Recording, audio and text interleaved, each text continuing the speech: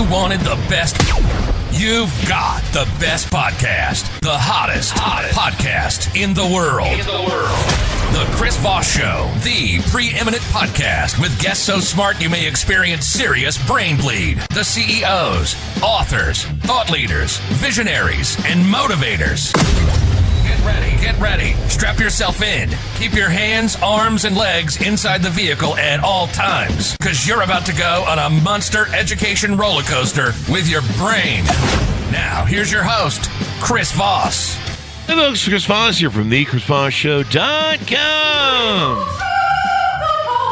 There you go, ladies and gentlemen. For over 16 years and 2,300 episodes, we bring you the Chris Voss Show. All the most amazing people in the world, the CEOs, the billionaires, White House presidents, advisors, the Pulitzer Prize winners, all the smartest people. You've seen them on all the wonderful news channels around the world, and we bring them to you here for the most amazing stories, the journeys of their life, et cetera, they share with you so that you can do better and know better, and all that good stuff. Opinions expressed by guests on the podcast are solely their own and do not necessarily reflect the opinions of the host or the Chris Voss Show. Some guests of the show may be advertising on the podcast, but it is not an endorsement or review of any kind. So we've got an amazing young man on the show with us today. Rob Tillman is going to be joining us on the show. His book is called Shamelessly Unignorable, the Playbook. We're going to get into some of the details of what he does and how he does them there. Rob, welcome to the show. How are you? I'm doing super fantastic. How about yourself, Chris? I am doing excellent as well. Give us your .coms. Where do you want people to find you on the interwebs? The easiest .com, robtillman.com, Rob, ROBTILLMAN.com. Or if they're interested in the book, after we talk a little bit about that, then that's shamelesslyignorable.com. And it's just a easy page. They're selling you nothing. It just has a waiting list for everybody to get on that thing.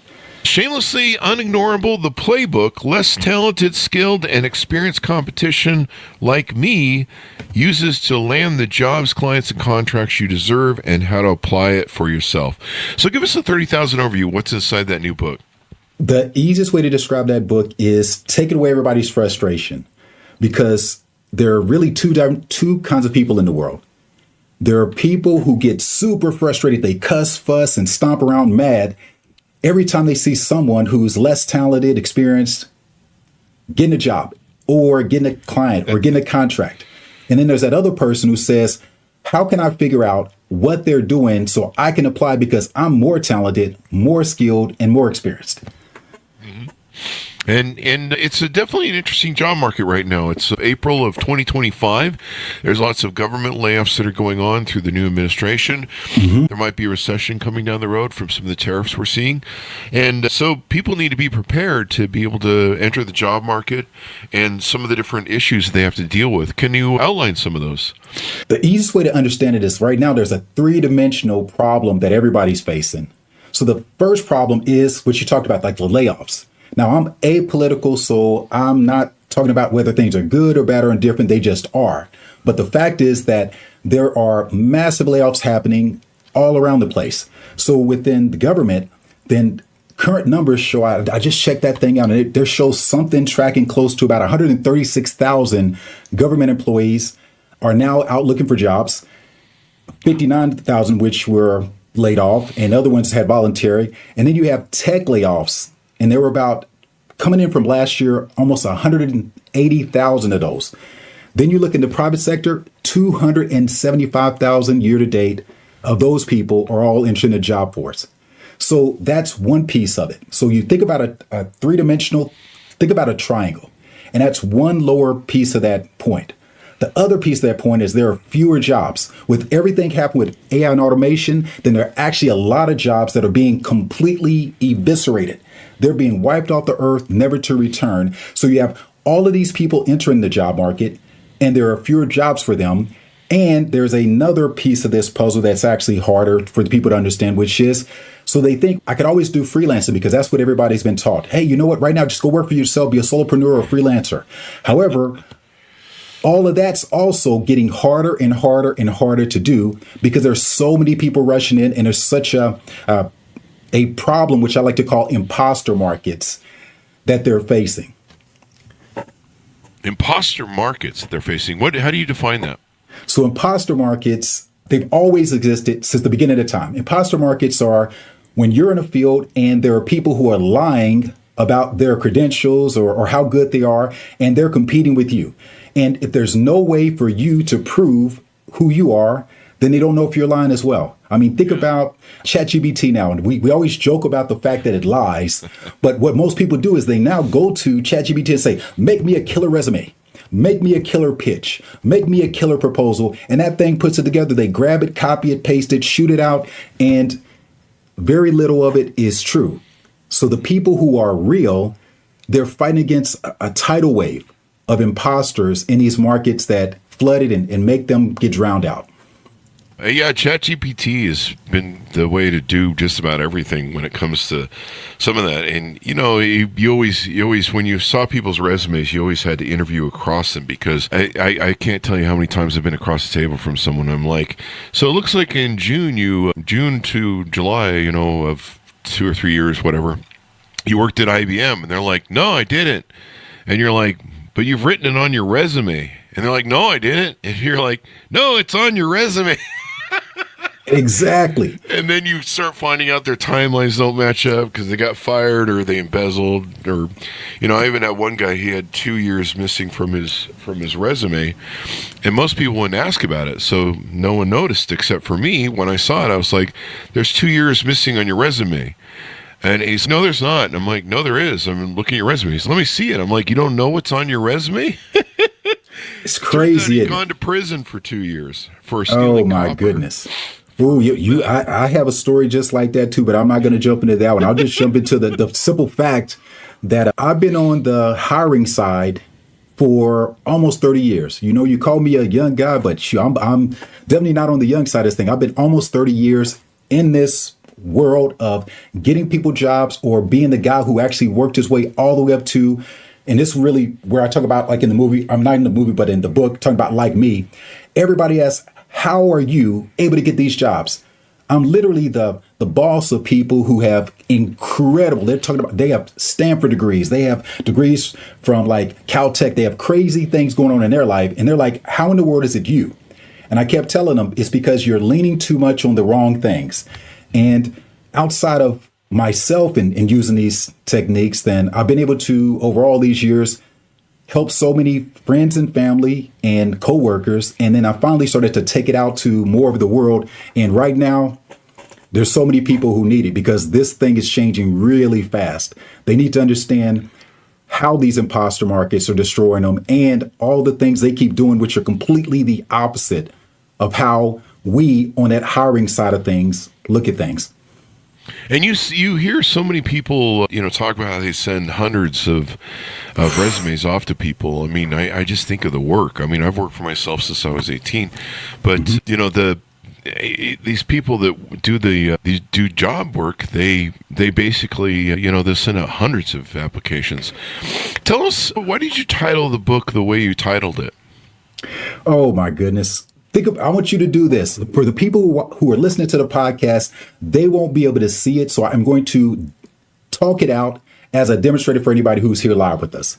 So if you were to grab your hands, do this with me, Chris. Put your hands like this, like those parentheses. And shamelessly, it's almost a whisper. So shamelessly, I cup my hands around that word. I go to unignorable, and it's all bold and big.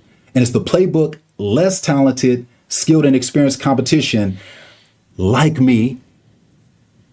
Cup the hands again. Use it to land the jobs, clients, and contracts you deserve, and how to apply it to yourself, again, cupped. The whole reason why I'm doing it is I'm trying to share with everybody the understanding of how this whole entire thing works. There are actually multiple meanings in when you read it. You can actually read it with only the cupped part, calling it shamelessly, like me, and how to apply it for yourself. Because a lot of people are like, how did you do that? So that's what I'm sharing. I'm sharing, how did I do that? And then there's another piece of it, which is just unignorable, the playbook to land the jobs, clients, and contracts you deserve, because that's what people want. So it's multiple meanings in it, and there actually plays a lot into how the concepts are unfolded. And it also plays a lot to how this thing really works in the real world. That a lot of things you think, or a lot of the ways that you've been taught, are completely the opposite of the way it works. And there are little bitty secrets that when you hear them, you won't be able to unsee them, but you're going to fight them. You will literally fight some of the guidance, because some of the guidance is going to be completely opposite of the echo chambers of social media. It's going to be completely opposite of what you ever learned in school, what your parents told you, what all your friends around you are telling you, just like you shared about everybody sending out 100 resumes. I said, if you're sending out 100, you are doing it wrong. Wow. So tell us about your background. How were you raised? How did you get in the fields that you're in and to where you are now? Going the way that most people think about it, like a resume, let's actually just go in reverse. So for the past 3 years, I have been completely focused on honing this process and testing and proving it out. So I partnered with a guy by the name of Kevin Rogers. He is the founder of Copy Chief, which is the international network for freelance copywriters. He literally has been doing this for 10 years. He's taken people across the 7-figure mark. And it was a great place for him and I to make sure the processes worked and look at it from both sides of the field, because he's been working with people who've been trying to get hired for 10 years. And he knows all the psyche, the challenges, and all the problems that they face. And what I brought was the person who hires them. In that perspective, when we put it together, it became a secret sauce of goodness. And prior to joining with Kevin, then what I did was I actually certified as a job development and transition coach. So I have the ability to take people who, again, with skill sets and put them into like Fortune 100 jobs. So I was working with one of the preeminent executive recruiting firms, and we tested out the process there, and it worked as well. Before all of that, I spent time officially working my way up the corporate ladder to become an executive in aerospace, which is pretty crazy considering where I come from. And before that were the inklings of what set the groundwork for why I do what I do, because one of my first jobs, I worked in recruitment and I helped people to get jobs. And by interviewing so many people and working with the employers, it's really a different way of looking at things, because each of them is looking only at what they do. Being the third party in interviews, you get to see something that's crazy. Neither one of them see each other. The person interviewing is so focused on the questions they're trying to ask, and they know they can't ask the question the right way. That's another problem, is people are horrible at interviewing, and they ask questions the wrong way, and they get frustrated as the interviewee answers the question that they asked. The interviewee is so focused on what they want, which is, I want this job. I want this job. I want this job. Yeah. They don't even hear the nuance between the questions being asked over and over again in different ways to try to finally get that answer. So by seeing that from afar and then using that, that was a big secret to how I was able to skyrocket up the ladders, because I got to understand how those things worked, and I got to see every bit about what people do wrong. And oh my goodness, they do so many things wrong. And you help them with that in the book. You list out some of the different things that go on with that and how they can do it better. And tell us about some of the services you offer on your website and things you do for people. The greatest thing that I can do for anyone is to stop them from doing the things that are killing their opportunities. I do that in a few different ways. I've been on stages from LA to Dubai. So I preach this message anywhere I can. So I do public speaking and sharing this message for everybody to make sure that there are audiences, and there will be a lot of audience that need it, this message. I provide mentorship for the people who literally want to understand they're tired of being frustrated, stomping around, cussing and fussing about why they don't get the jobs. And we just worry about how they are going to use this playbook to do it. And the other thing I do is I spend a lot of time, because I'm that kind of nerd, I'm a junkie for data, because I'm constantly in this battle in my brain. I hate theory. I hate theory with a passion. So I find the facts and figures and everything to support not only my arguments, but whenever I'm working with a client, I find ways that we can push forward how to ensure they aren't caught in those imposter markets with facts, figures, and undeniable proof. I mean, it's finding a job is one of the most important things you can do, especially a good job. You have something you call the three-dimensional problem that makes what you do so important right now. Tell us about what that is. Revisiting that one, then that's that triangle that I started off with. And I was sharing about layoffs or any time that people are losing jobs. Then we mix that with the fact that jobs have always, it's not just now, even before AI entered the picture, there's always been a move to eliminate jobs. As a matter of fact, one of my earlier positions when I was working up the corporate ladder was outsourcing things to Mexico. I went to Mexico. I went to China. I've outsourced things all around the world. And I've seen how those decisions are made and the good and the bad related to them. Then that third dimension of it is the difficulty because our population keeps growing, period. People keep having these crazy things called more people. And as they keep having more people, there are more of these people who are competing for fewer of these resources. And that makes people do things that are a little bit out of their nature, which is when these imposter markets come up because they start lying. They start trying to find ways to be better than the other humans that are looking for these positions. What's the single biggest mistake job seekers and freelancers make that to make them overlooked before they're even considered? The single biggest thing that they do whenever it's about getting jobs is they are instantly ignored. Everybody uses this word ghosted, right? I get ghosted. I keep hearing crickets. Nobody's talking back to me. I'm sending my resumes into a black hole. I'm pitching if I'm a freelancer. I'm pitching these services and nobody gets back to me. The single biggest reason is because they may as well put a sign up that says, I'm just like everybody else. And if you walk into a room and everybody was wearing gray and everybody was walking the same, talking the same, doing the same things, what would you do, Chris? I mean, I wouldn't know who to hire. I'd have to try and figure out who the unique people were, or I don't know. Yeah, who the people are that are good employees. You hit on something super important. You've hired before, right? Yeah. People do not realize the problem and the frustration is not on the job seeker side. It's on the hiring manager side. Hiring is one thing that people hate to do. You don't hire unless you have to do it. Nobody says, oh my goodness, I have nothing better to do in my life. So let me just go ahead and talk to random strangers and figure out if one of them can come and either help or destroy my business. That sounds like the greatest thing on earth, right?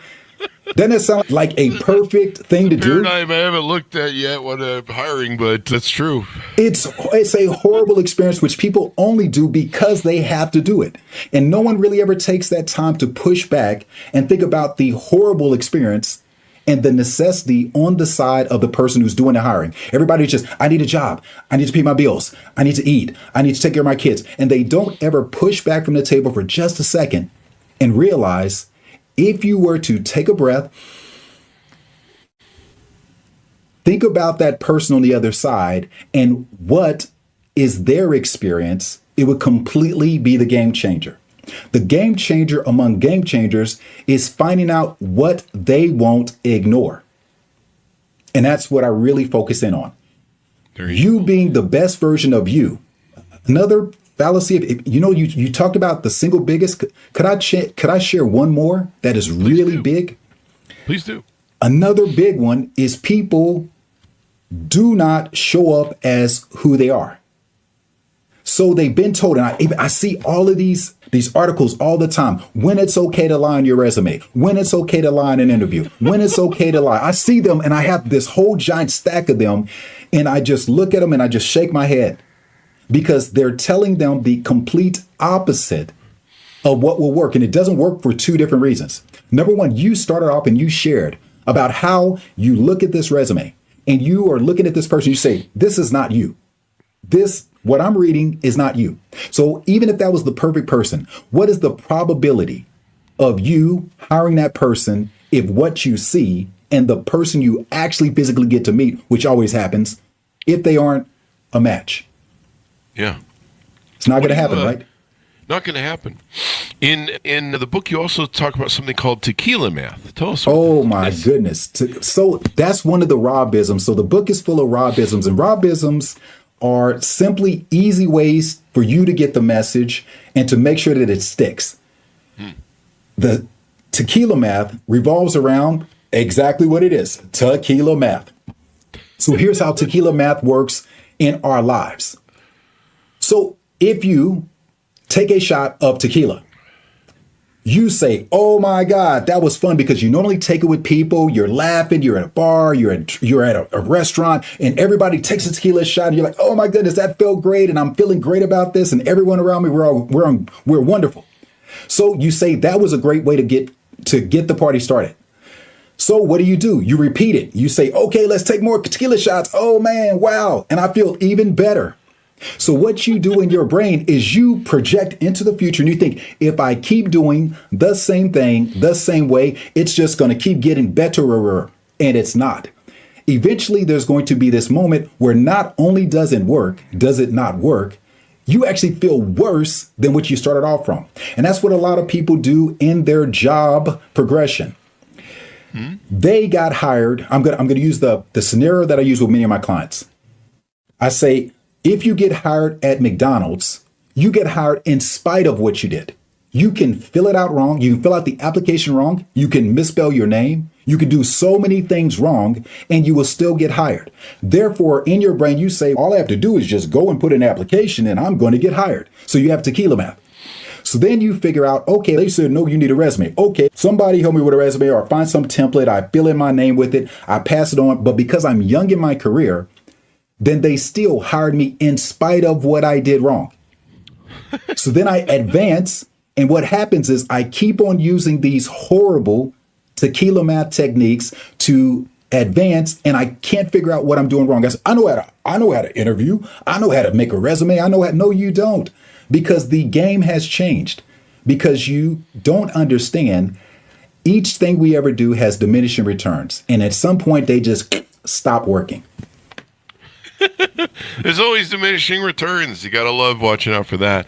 But yeah, doing the same thing over and over and expecting and not getting the results you want, but expecting different results is the way to failure. That's for definitely sure. For real. You talk about replacing problematic O with a powerful A. What does that mean in the book?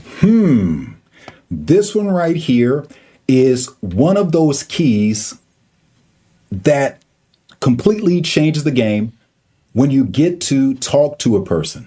It's helpful in those first touches, but this one right here is the difference between them trusting you and not trusting you when it comes to an interview or a discovery call for landing a client. Think about this word, Chris.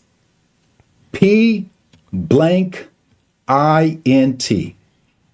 If you put an A in there, it's called paint. And that's what most people do in an interview. What they do is you ask me a question and I start to paint this picture, and you don't know where it's going. You don't know if it's going to be good. You don't know if it's going to take forever for me to get there. So you get frustrated. When you ask someone a question and they start telling you a story, you don't know if it's going to be 1 minute, 5 minutes, or 5 hours, and you start getting anxiety. You're like, oh my goodness, where are they going with this? What are they going to do? So it literally destroys your credibility because they stop listening. They start thinking about, oh, I got to pick up this and on the way home. And they don't worry about, because they don't know where the story's going. However, if you replace that A with an O, a very powerful O, then what happens is you get to point to a thing and they get to instantly see it. By instantly seeing, you know where we're going. And it completely allows you to feel comfortable. We believe things in the past. We do not believe things in the present or the future. If I tell you what I'm going to do, you say, yeah, that sounds really good. But if I share with you what I've done and I point to it, if I point to an accomplishment, if I point to an achievement, if I point to where I've been, which you can check, all of these things allow you to feel comfortable and to build trust with me. If I start describing something or painting you a picture, I may be Michelangelo or I can be a toddler. So there's another thing you talk about in the book called the and principle. Tell us about that. The and principle is super simple. Of all those principles, it's the easiest one for anybody to understand. Most people approach someone with a resume or they go to an interview or they pitch someone. When they do it, they say something thinking it means something. And the other person either says it out loud or in their brain says, and an example, why should we hire you? I went to Harvard. And that person says, because I went to Harvard. They think that someone else understands what that means. And what? What does it mean? I went to Harvard, and Harvard's hard to get into. Okay, and I got in. Okay, so, and what happened? And I finished. And then by that time, that person says, okay, if you give a person a situation where they get to 4 ands and you haven't really answered their question, you may as well pull up your arm and salute because you are gone. There is no way they are going to deal with you. So what we do is we prepare and we ensure that the answers that we give are truthful but powerful, and they leave no question about and. So if I were to come to you and I said, hey, I'm going to deliver you a playbook, less talented, skilled, and experienced competition like me uses to land the jobs, clients, contracts you deserve. What is their end? You don't ask can, you ask, how are you going to do it for me? The greatest words that could ever come out of someone that you're looking to be hired from's mouth are, how can you do that for me? That's not an and. That's an epiphanal moment where they see a future with you. And instead of the and, which is a sticking point, they're moving on to the, how are we going to make this thing happen? Because you will stop me from the death and hell I'm in, which is called hiring. And it's kind of interesting how that party wants to get out of it as well, the hiring party. It's a challenge interviewing people and, having that sort of authoritative, who are you and why should I hire you and give you my money? But it's a big deal because, we found out in our businesses that, hiring right and spending the time doing multiple interviews made all the difference in hiring the right people. And when we quit just hiring people over one interview and we started having interviews of 3 or 4 times, what was really interesting is you really find out how laid back people get by the 3rd or 4th interview, and you really start finding out about them. Like the first interview, they show up in a suit and they're like, they have a very stodgy, formal sort of presentation, and then by the 3rd interview, they're showing up in their pajamas with some thongs and they're putting their feet on the desk and they're telling you about their prison time and the one time at band camp, and they're just telling you all the horror stories that you're like, oh shit, it's a good thing we had 3rd interview because you just got laid back enough to tell us what we wanted to know. So what do you think the number one thing is a lot of job seekers fail at today? The one thing they fail at, we've hit on the subject a lot of times just in different ways during this conversation. The number one thing is they kill opportunities. And I use that word not in a small way. I'm being very serious. They kill opportunities. And that's another Robism where I call it panic pitch. So they see either the perfect job and I have to apply right now.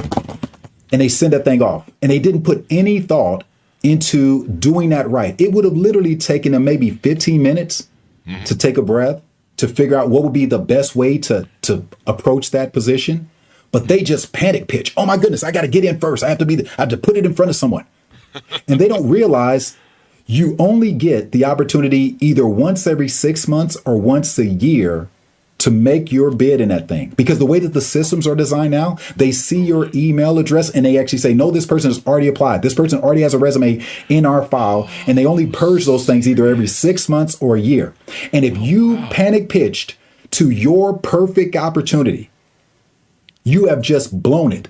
Not to mention, that's what I was sharing earlier about the people who are sending out 100. They are destroying 100 opportunities either a day or a week because of the way that they're doing it. And then there's this other person who is the 100 pitcher. It's because they're just so frustrated in this situation, and they've just almost mentally given up, and they just think that, and they've been told it's a numbers game. Just keep shooting them out. Just keep shooting them out. Just keep shooting them out. And eventually someone's going to bite. That used to work because people were desperate for people. When people are not desperate for people, when there is a massive number of people versus a limited number of positions, they will not, again, tequila math again, I can just apply to anything, it's going to work. No. There is a screening process that's happening now. And the people who are just rapid fire throwing these things out, they're killing opportunities. So something important that I share in Shamelessly Unignorable, and the first thing I share with anybody when I work with them is I understand you're going to feel a little bit of frustration, a little bit of anxiety. I will never make you wait to apply. However, I'll ensure that you apply properly and you apply to the right things. When we think about, can I share the greatest analogy about the hiring process? And that may be what helps your listeners the most, because they'll see it through a different lens that they maybe never saw it before, and it will completely send the light bulbs flashing in their heads. Is that okay? Yes, please. All right. Job hunting is like dating. It is completely. And as a matter of fact, that's where a lot of the conversations go. I said, consider this like dating. Now, whenever there's dating, then it has two sides of the equation. And what you cannot do, you cannot name the person that you must date. So when I begin with someone, I share, hey, you can pick a person and we're going to define all the traits about them, but you cannot, other than the first time you give it to me, you can't give me a name. We're going to take that person's name and we're going to pull all the traits of the things that you want, and we're going to define who is your perfect match. Because that perfect match is out there. The fact you have desire in your heart for this, and it means that person is out there. And most people are not looking at jobs like that. If they would look at it like that, they would see, oh my goodness, that person wants me because I have certain traits just like that. What you can't do is you say, oh, no, I have to get this person. But you can find the traits and then you start to align jobs that match all those traits. And instead of shooting out to 100, you're going to shoot out to a handful or a couple handfuls that really match who you are, that want who you are, that are going to make this thing a match made in heaven. So as we go out, give us a pitch out for people to order up your book, a pitch out to how they can reach out to you, find out more about the services you offer on your website, et cetera, and your .com. All right. That leads us to acting as though this were exactly an interview and we're trying to get somebody to take an action, right? CTA, big CTA, call to action. And what I have to do is make sure that call to action is right. But guess what we've been doing for this whole entire time, Chris? We've been doing the little CTA, which is credibility, trust, and authority. During this whole time I've been with you, any of your listeners, they got to understand who I am, things that are fact checkable about my background, or ways to understand who I am in their world and whether or not we are a match. If we're not a match, great. I hope you were entertained. I hope you were educated, and I hope truly, sincerely from my heart, that things work out well for you. If I am that type of match for you, in other words, we talk about the dating thing and we say, oh my goodness, this guy, he speaks my language. The way he looks at these things, it conforms to what I believe. Then we go into this thing called C plus C minus C equals give me your money, which is the first C that I share with you is confirming. What did I just do? I said, you need to confirm whether or not I'm the right person for you. The second thing is clarifying. So C plus C, the other C is clarifying. I do not do certain things, which I'm going to talk about in a second. But what I did was clarify who I'm for versus who I'm not for. I don't tell you you're wrong, and I don't try to do the last thing, which is minus C, which is convince. I am not in the convincing business. I don't want anyone who feels they need to be convinced to go be on the waiting list for my book, to consider working with me, or any of those things. I only confirm that I am making great matches for people who are aligned with me. I clarify whether or not this will be the match they want. I do not get into convincing business. And the last part is they just say, hey, Rob, take my money. And if they want to consider if I'm the right person for them, again, we go back to, you can go to my site, robtillman.com, ROBTILLMAN.com. You could find me on LinkedIn. I am /Rob Tillman. Or if you're really interested in getting that playbook, shamelessly unignorable.com, and you can get on that waiting list. I'm going to do some special things for anybody on that waiting list who gets on that thing. And when do you anticipate the book's going to be out? The book will launch on September 2nd, the day after Labor Day. There's a whole lot of reasons behind that. And of course, it's after all the mass layoffs have started to settle down. It's also when the majority of people will be hiring. If you look at the government layoffs, those people are actually employed through September. So they are on leave, and they will be September when they'll be entering the job force. And it's after summer where people do not hire very often. And people have too many things before that they have to worry about other than trying to get hired. So there's actually some strategy there, and I'll reveal some of those things for people on the wait list. I'm going to share with them a lot of these understandings so they'll be prepped for understanding how to hit the ground running with the guidance and a lot of AI tool sets, because my background actually has technology in it too. So how to be unignorable in the job market. Thank you for coming on the show. We really appreciate it, man. Appreciate you, Chris. Thank you so much for having me. Thank you, and thanks, Ron, for tuning in. Go to his website so you can pre-order the book, Shamelessly Unignorable, the playbook. Less talented, skilled, and experienced competition like me uses to land the jobs, clients, and contracts you deserve, and how to apply it for yourself. Thanks, for tuning in. Go to goodreads.com/Chris Voss, LinkedIn.com/Chris Voss, Chris Voss1 on the TikTokity, and all those crazy places on the internet. Be good to each other. Stay safe. We'll see you next time. Great job, Rob.